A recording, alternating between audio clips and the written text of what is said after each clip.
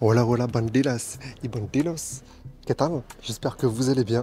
Aujourd'hui, regardez, on se retrouve devant une petite piscine avec le ciel bleu. Aujourd'hui, vous, sur France, il doit faire peut-être 15, peut-être 10 degrés. Ici, il va faire bientôt une trentaine de degrés. On se retrouve à Barcelone. Vous ne savez pas, moi je suis d'origine catalane.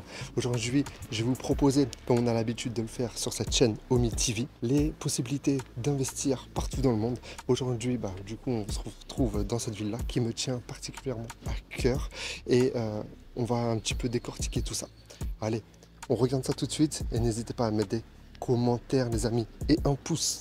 Donc, mes amis, avant de commencer, on va faire un petit point géographique sur Barcelone et cette belle cité catalane.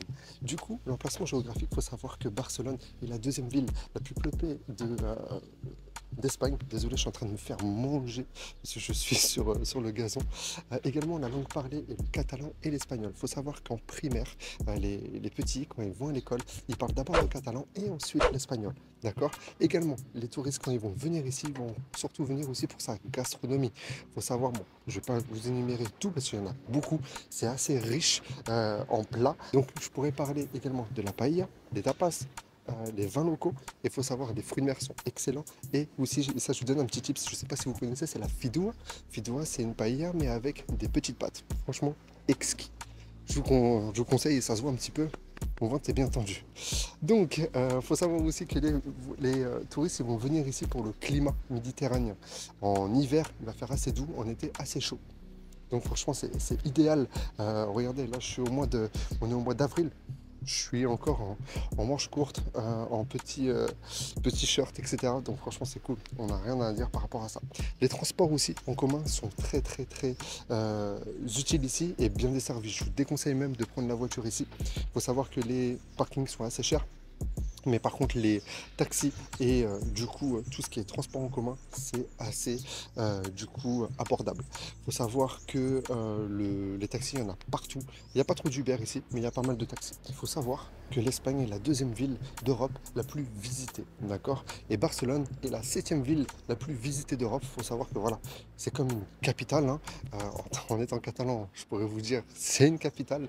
Il faut savoir que ça ramène 22 millions générés par jour. C'est juste incroyable et c'est très important pour l'investissement. Barcelone est une des régions économiques les plus dynamiques d'Espagne. Forte base industrielle et de ses services avec un grand port. Importante communauté aussi d'entreprises internationales qui sont sur le secteur.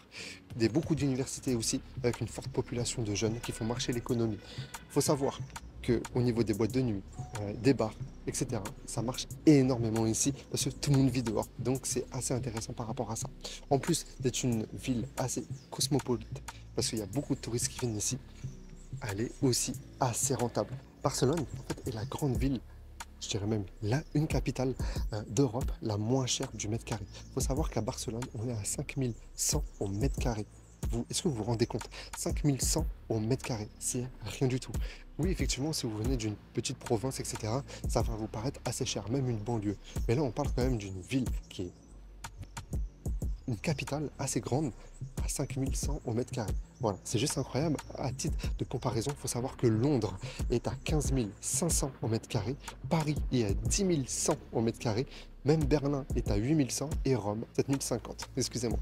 Donc c'est juste incroyable quand on essaie de comparer. Par contre, il faut savoir que Barcelone est une des villes les plus chères en Espagne. À titre de comparaison, on parle de Madrid. Madrid est à 4500 au mètre carré. Donc oui, vous allez me dire c'est la capitale, mais elle est moins chère. Elle n'est pas aussi bien, on va dire, située géographiquement parlant. Mais en tout cas, c'est une ville où je pourrais vous conseiller aussi d'investir.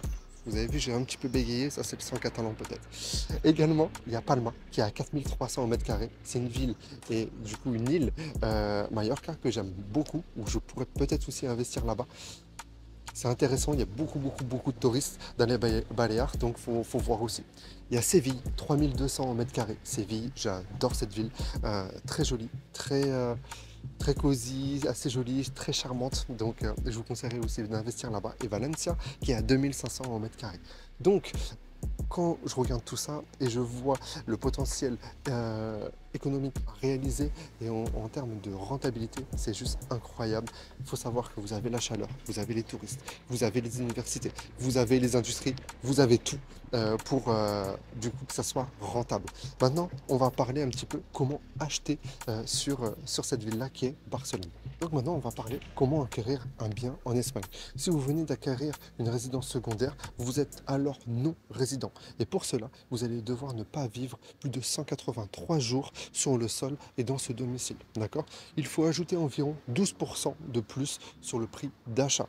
Pourquoi? Pour la simple et bonne raison qu'il va falloir couvrir les frais d'avocat, le notaire, d'enregistrement au régime des copropriétés, des propriétés, pardon, payer les impôts. Il faut savoir que le notaire aujourd'hui en Espagne ne va pas faire tout le boulot pour vous comme en France. Il va vraiment faire le strict minimum. C'est pour ça que je vous conseillerais deux solutions. Soit vous le faites par vous-même et vous allez prendre un avocat et vous allez vraiment du coup le mandater pour qu'il fasse tout ce travail-là. Soit vous passez par une société, des sociétés qui sont aujourd'hui, qui existent sur Barcelone pour faire tout le travail pour vous. Donc ça sera un coût en plus, mais au moins vous êtes tranquille. Également, il faut savoir que au niveau des mètres carrés en Espagne, c'est pas calculé pareil qu'en France. Aujourd'hui, là, ils vont calculer les murs. Donc, je vous conseillerais de venir en Espagne pour visiter les biens, pour pas que vous ayez une mauvaise surprise. D'accord? Il faut savoir que le prix au mètre carré, comme je vous l'ai dit, c'est compris avec les murs. Donc, bien évidemment, les mètres carrés sont plus importantes. Donc, avant d'acheter, venez pour regarder tout ça. Il est également obligatoire lors d'un achat sur le territoire espagnol de posséder le NIE, numéro d'identification étranger. Pour acheter à Barcelone, il le faut impérativement. Il faut ouvrir aussi un compte espagnol du coup à la banque, ça c'est obligatoire aussi. D'accord? Donc tout ça, je pense que c'est pas très compliqué pour vous et je vous conseille vraiment de vous poser et de le faire. Je ne vous cache pas, j'ai l'impression qu'en Espagne, c'est beaucoup plus facile d'acheter qu'en France. Alors, il faut savoir que avec les banques espagnoles et pour avoir un crédit, c'est minimum 20% que vous allez devoir mettre sur la table. C'est pas négociable comme on pourrait le voir des fois en France. Alors, des fois, c'est les prix les frais de notaire, etc. Là, c'est 20% directement qu'on doit mettre sur la table. Après, je suis en train de penser peut-être à une nouvelle solution, mais ça, je vous le dirai quand je le ferai moi-même et comme ça, je vais pouvoir vous le partager. Alors maintenant, on va parler comment louer votre bien à Barcelone et même en Espagne en général. Il faut savoir que 8% des biens en location à Barcelone sont des biens à usage touristique. Il faut savoir que pour faire du coup la courte durée, d'accord, type Airbnb, il va falloir une licence touristique.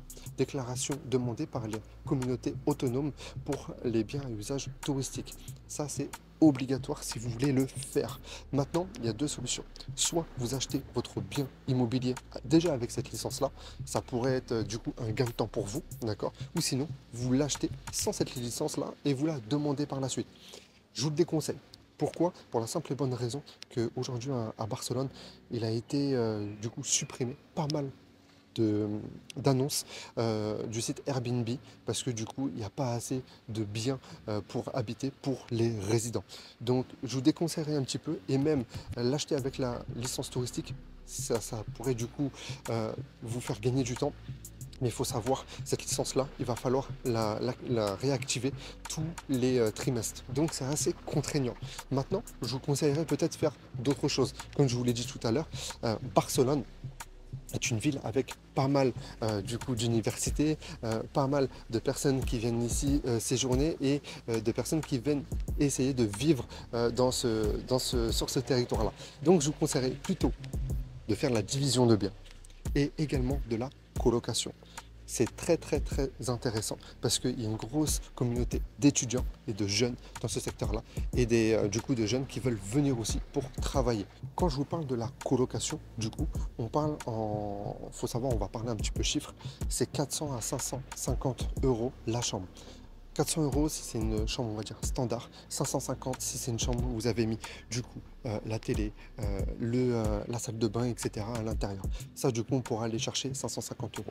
Il faut savoir aussi, pour un T3, c'est environ 1300 à 1500 euros au mètre carré. Généralement, plutôt dans les alentours de 1300 euros au prix au mètre carré, mais 1500 euros quand c'est vraiment un bien de grande valeur avec des beaux matériaux à l'intérieur.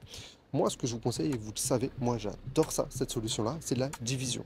La division, vous achetez un T3, vous achetez une ruine, vous le coupez en deux ou en trois, vous en faites des studios. Ici, aujourd'hui, ça se loue très bien, d'accord? Parce que généralement, beaucoup de jeunes qui vont vouloir d'expat, qui vont vouloir venir ici, vont prendre ces types de biens-là. Voilà, j'espère en tout cas que je vous ai aidé et je vous ai fait faire aussi une petite opinion concrète par rapport à Barcelone et en tout cas cette ville-là. Moi, je vais aller faire un plouf, je vais pas me déshabiller devant vous, mais je vais aller faire un plouf après. J'espère que vous vous portez bien. N'hésitez pas à liker cette vidéo si vous avez kiffé. Et n'hésitez pas aussi à mettre un bon petit commentaire si besoin et à partager. Je vous remercie. En tout cas, c'était Omi, la chaîne, la nouvelle chaîne du coup de notre agence immobilière. Comme vous le savez, on va faire plutôt pas mal de choses. La location courte durée et la transaction. On est là pour vous et on reste au rendez-vous. Ciao, ciao.